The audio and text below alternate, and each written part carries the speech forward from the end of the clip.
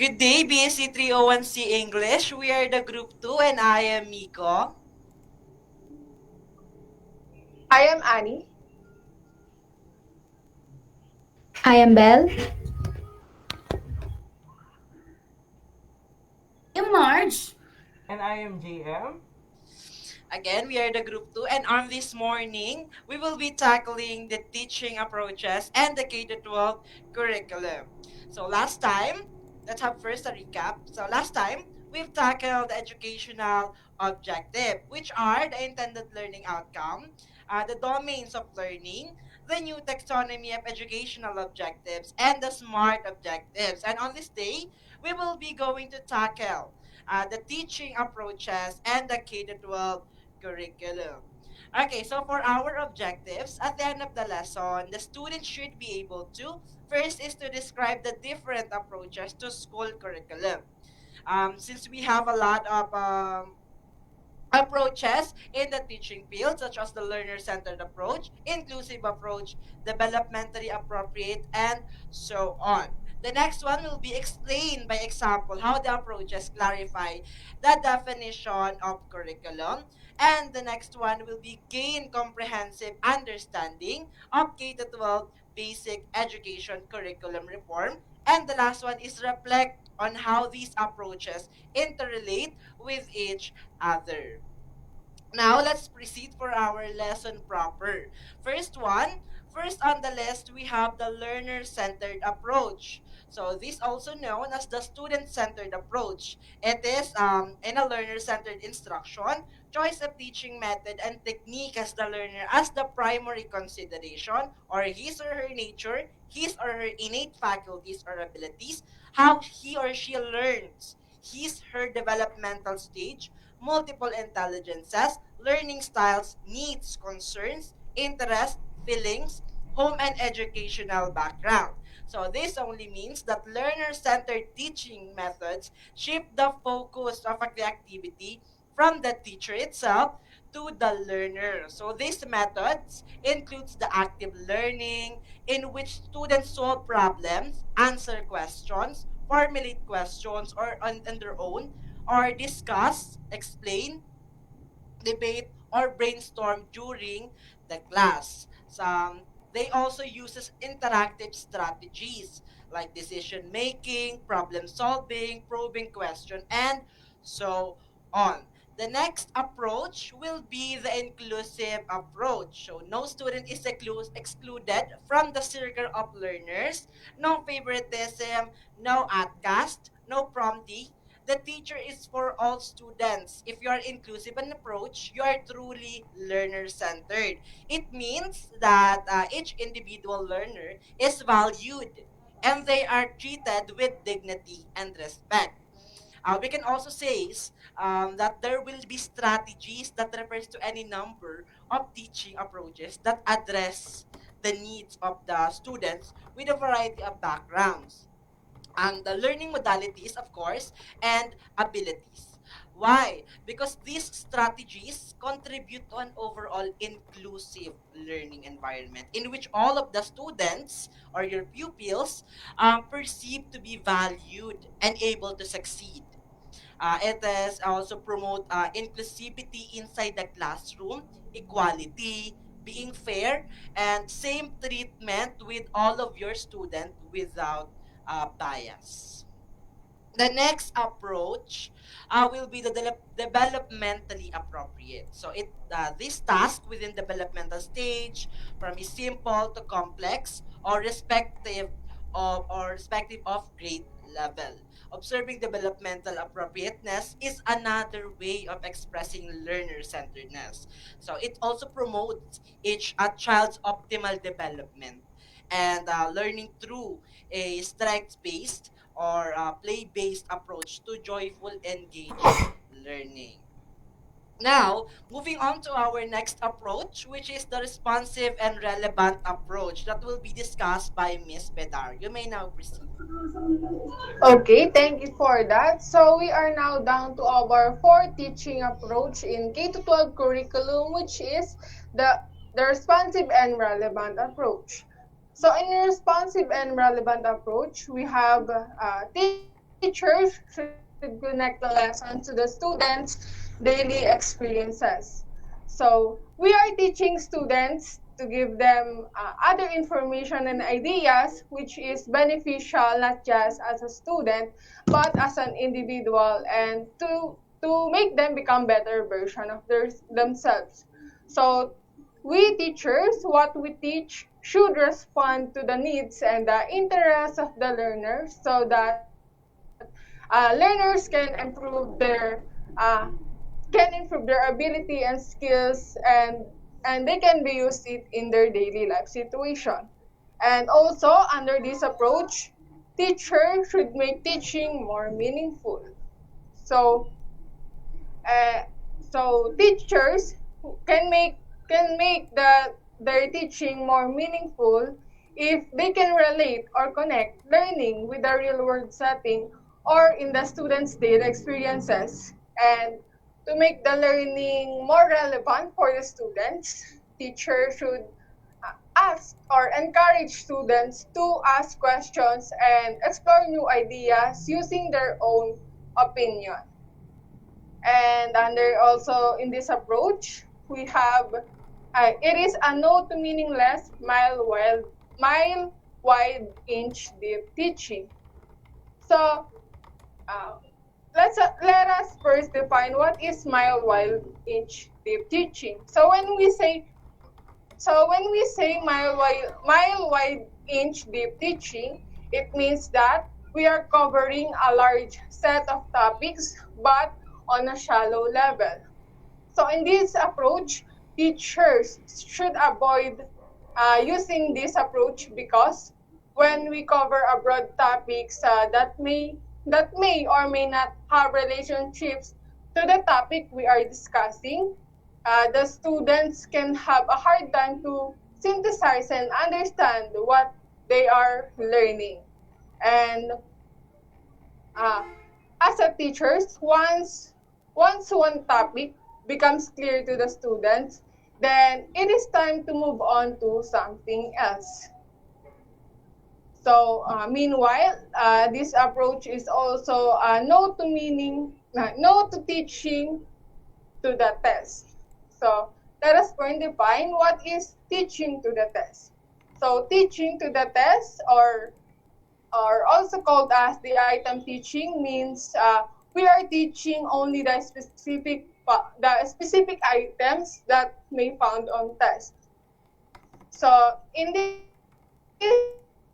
approach, teachers should avoid teaching to the test because item teaching does not increase a student's overall knowledge. So why we should avoid this teaching to the test because the goal of this approach is for us to help students to become responsive and make the lessons become relevant in their daily life so that the students can improve their own abilities and can can can engage in the societies using their own skills and abilities. Moving on to our fifth teaching approach in uh, in in K to 12 curriculum, we have research-based approach. So under this approach, it integrates research findings in your lessons. So we all know that research is a really important and an effective method that we use to gather information since all informations are all in the internet now. So and integrating research findings in your lessons keeps your teaching fresh. Yeah, and because you get the latest information from your research and from the other researchers, which will help you to establish your teaching or to improve your teaching strategies. And moreover, this research-based approach makes your lesson more interesting, updated, more convincing, and persuasive. So down to our sixth teaching approach in K-12 curriculum, we have the culture sensitive. So culture sensitive, it talks about the respect for cultural diversity.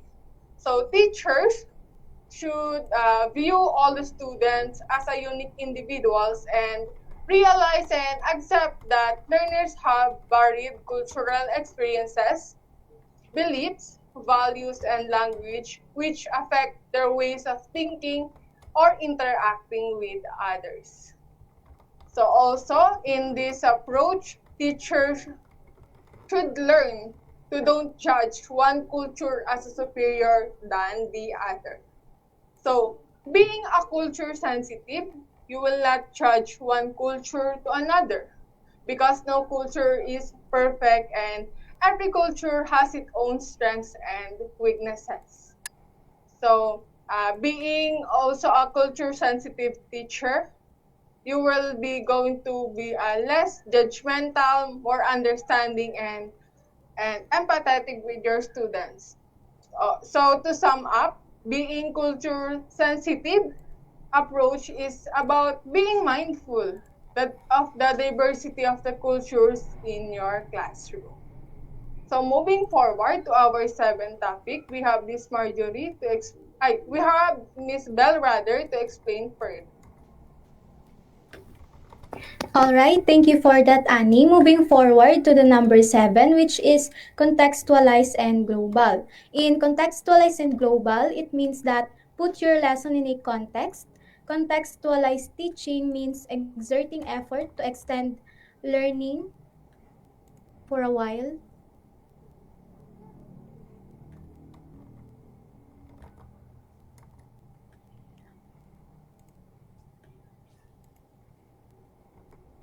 Contextualized teaching means exerting effort to extend learning beyond the classroom into relevant context in the real world and indigenize and localize your lessons. It means that when we are teaching, we need to provide a meaningful and significant impact. Additionally, a context used to describe a real world application because it makes the students to look beyond the content. In that way, you make your students engage through relevant context by allowing them to grasp new knowledge and how it supposedly execute since it used to puts the meaning to be more explicit and influence the message. As you can see in every stages, the teacher should teach his or her students from the basic to complex ideas or information from local up to the global. In every topic, the students should relate or involving to the world because when we are learning, we are not just focusing on how to know the basics such as writing, listening, reading, speaking, counting, and etc. We also need to know everything along the lines of including all parts from the economy, political, and cultural. And that's why, as a teacher, you should integrate the context and the global topic. As I mentioned earlier, you need to relate your students to their surroundings by exploring them in the different fields of learning. Their knowledge cannot be stuck in one lesson only. As a teacher, you need to cater your students on unlimited information so that it aims to increase their chances to access and interact. For example, volunteering rather, leadership and out of school events. Because of that, it opens their doors to discover something that will help them to grow as an individual. Moving forward to the next topic, which is the constructivist. It means that students learn by building upon their prior knowledge or schema. From the term itself, construct means learners use their previous knowledge or schema as a foundation and create a more extension of learning with a new discoveries that they learn. In simpler aspect, you construct your own knowledge by connecting it from your experiences. And next one, we have inquiry based and reflective. In this matter, we have students must begin to formulate questions, risk answers, probing for relationships, making their own discoveries, reflecting on their findings, And lastly, acting as a researchers and writers. It means that in inquiry-based approach, it describes by engaging the students to make their own connections about what they learn, also by helping them to be curious, explore their capabilities to do a task such as nurturing their critical thinking, problem solving, and grasp a deeper understanding of a topic.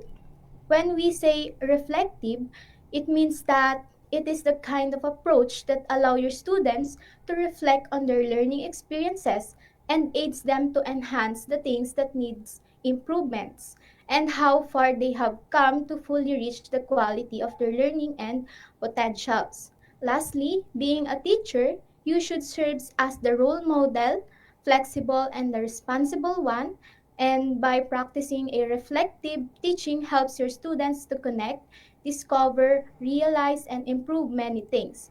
Before you teach your students, you need to build yourself first. That's why you can now expose them to build foundation, enable for them to learn, and by that learning, it will be effective. Moving forward, let's have Marjorie to explain or to discuss the collaborative.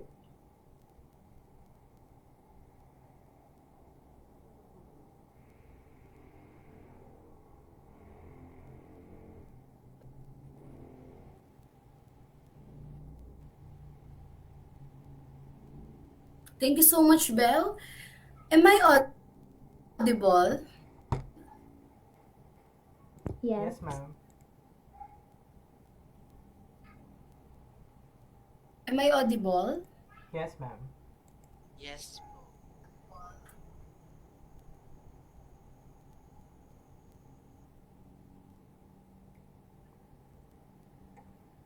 Okay. So now we're down to collaborative problem, completing a task and creating a. So when we are talking about collaborative, of course, it involves students working together on activities that everyone will participate. Okay, and of course, the learning objectives are defined by the learning of her group members. So, for example, teacher will assign an activity, so specifically a debate. So students work on a particular topic. So they need to have a different perspective in that assigned topic. So but before that, they will be given a chance. They will have a discussion first. They will have a brainstorming before they proceed to the debate session. So through this, it will develop also the thinking skills, the communications, and the leadership that the students they will acquire those three skills that we have. And that's what the collaborative work is all about. Once again, and here are some are presented in the screen. So that are the examples of collaborative work. We have working together, of course, to learn together. So we have the group task, the solving problem, completing a task, creating a product. Okay, so of course, through collaborative work, they will learn to support each other. They will gain from each other. So that's what it's all about. So secondly, we have integrative. Okay, subjects are brought together so that the students can grasp a more authentic understanding of a subject under study. So to put it simply, so integrative approach, it is an approach where the learners brings together prior knowledge and experiences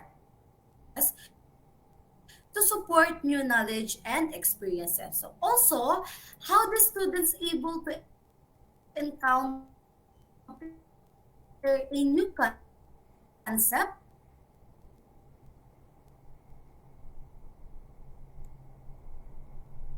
that she or he will be able to understand it even though this concept is from two completely different perspectives. science, and other limited. So it depends on each student. They will help them to be a multi-literate. So that is what integrative is all about. So, and we're down to, for the third, for the next, we have the spiral progression approach. Okay, we make sure that our approach is in English subject. For example, as a English teacher, of course, we make sure that our approach is in English subject. So we are teaching our students from simplest up to complex. Okay, that is what spiral progression approach is. You cannot start first from the complex up to simplest. Okay, so in this way, if you start from the complex to simplest, your students may be bombarded.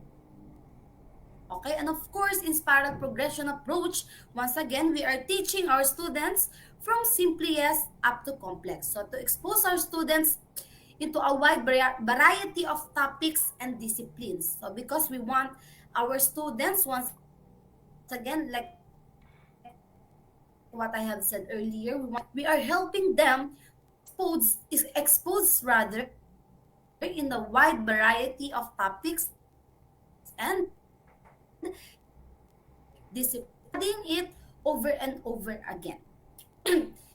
But with different deepening of complexity. Okay, it still depends. So for example, the grade 7 students. So we make sure that we provide them first the noun and the verb, because it is the basic rule of English, the subject verb agreement. So we need to start from noun and verb before we proceed to the most complex part or to the most hard part of studying the English language. So that is what the spiral progression approach is all about. And now we're down to MTB, or the K-12 curriculum, to be discussed by Mr. Caldejon. Alright. Mr. Now we are proceeding to number 13, MTB MLE base. So MTB MLE means Mother Tongue Based Multilingual Education. So it means that in a teaching, it is done in more than one language, beginning with our mother tongue. So here in the Philippines, our mother tongue here is Filipino rather. The mother tongue is used as a medium of instruction. So we use Filipino language as a mode of instruction or mode of teaching to our students until kindergarten up to grade 3 level. So in addition to its being taught as a subject from grades 1 to 3. So the use of the mother tongue as a medium of instruction eliminates the problem on language barrier in the early grades. With the use of the mother tongue as language of instruction, it is having been observed that classes have become more interactive. So especially if we are using our mother tongue, which is the Filipino language, we are now having more interactive discussion to our students because they can easily comprehend and understand what we are saying. Okay, so it is having been observed. Yeah, that's right. And also children are now asking questions, reciting, and actively participating in class activities. So let's say, for example, imagine a grade 1 student or pupil learning something in a language foreign. Okay, let's say, for example, a foreign language that is English. That is his or her first language. The content is difficult, and the difficulty gets compounded when the difficult content is taught in a language that the learner does not understand. So, if you are teaching a Filipino language, a Filipino student, and then you are using the English language, how sure you are that that child could easily understand what you are saying. Okay? They don't understand you because you are speaking an English language rather than using their mother tongue. So that's it. So as RA 10533 states, mother tongue based multilingual education or MTBMLE starts from where the learners are and from what they already know, proceeding from the known to the unknown. So for this purpose, MTBMLE refers to the formal or non-formal education in which in the classroom, the learner's mother tongue and additional languages are used in the classroom. So mother tongue based bilingual programs use the learner's first language. Again, we are using the learner's first language, known as the L1. So let's say for example, Filipino language is the L1 and the L2 is the English language. So the known is the L1 to teach beginning reading and writing skills along with the academic content. So the second or foreign language known as the L2 should be taught systematically so that the learners can gradually have transfer the skills from the familiar language to the unfamiliar one. So before you can understand the English language, you must also first understand the Filipino language. So that is MTB MLE base all about. Next, proceeding to the K-12 curriculum, we have the Section 5 of the Enhanced Basic Education Act of 2013 stipulates the following curricular standards which the curriculum developers adhered to in crafting the K-12 curriculum. So let's have the A, which is the curriculum shall be learner-centered. It means that the learner must be the center of its learning. And inclusive instruction or making everyone included in the learning and no one should be left behind. Alright, and developmentally appropriate, it means that the task should follow required amount of learning based on their stages. Next one, the letter B, the curriculum shall be relevant, responsive, and research-based. So when we say relevant and responsive, which means making your teaching meaningful, with the integration of different experiences and research-based like getting a latest information. So you are not just teaching your students. You should have always be relevant. You should have always a latest information to give. Okay? Next. Letter C, the curriculum shall be culture sensitive. So when we say the curriculum shall be culture sensitive, it means that you should be mindful of the diversity of cultures in your classroom. So once you are having an advisory, you may encounter different or diverse students that has a different cultures and traditions. So you must pay respect to their different cultures. Alright, let's have the D, which means the curriculum shall be contextualized and global. It means that you make teaching more meaningful by putting your lesson in a context. This means that the context may be local, national, and global. So it should have connection not just in local but also in international. So you must be updated as a teacher because there are sometimes you are being asked by your students like, sir, what is about the globalization? So you should answer your students about that topic. So you must be updated. You must not just be in a local but also in international.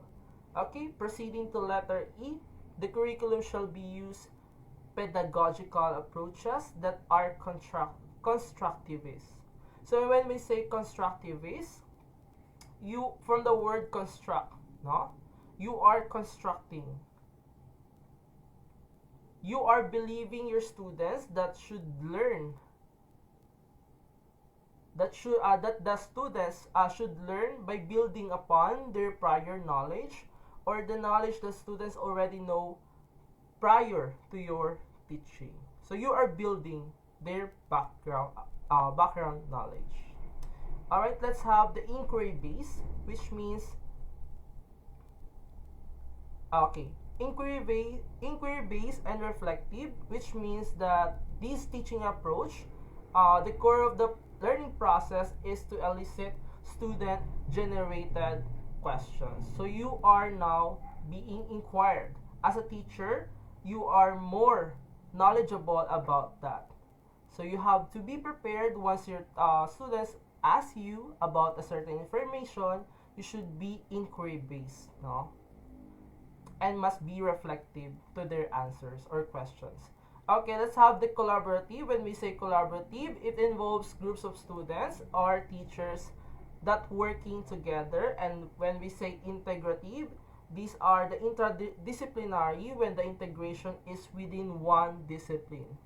So as a teacher should not be limited into one discipline, but also um you are integrating it into another subjects. Like let's say for example, you are teaching an English subject and you are only pertaining to the English language. You are not using the mathematics, science or history. You should integrate that. Okay? That's why we have the integrative approach. Let's have the F. The curriculum shall adhere to the principles and framework of mother tongue based multilingual education, which starts from where the learners are and from what they already knew, proceeding from the known to the unknown. So, as what I already said, these MTB MLE shall have the known and to the unknown. The students must be have the gradual transfer of the skills from the L1 to L2, from their Filipino language to the English language. So that's why we have these MTB MLE, that is the subject that the Filipino is being used as a medium of instruction. Alright, let's have the G. The curriculum shall use the spiral progression approach to ensure mastery of knowledge and skills after each level. Okay, when we say spiral, that is circular. No? Which means that the knowledge of the student shall not be limited to one circle only. It should be rounded. Okay? Letter H, the curriculum shall be flexible enough to enable and allow schools to localize, indigenize, and enhance the same based on their respective educational and social context. So the curriculum shall be flexible. So we are, since the curriculum is updated, we are now in a basic enhanced curriculum. It enables us to have more educational context, no? And yeah, that's the K to 12 all about. So when we say K to 12 curriculum, this is the curriculum that been enhanced. We are not on the old curriculum, which is the basic education curriculum. We are now on the enhanced basic education curriculum, which is the K to 12, which adds a second year, 2 years rather, which adds the senior high school to the high school years.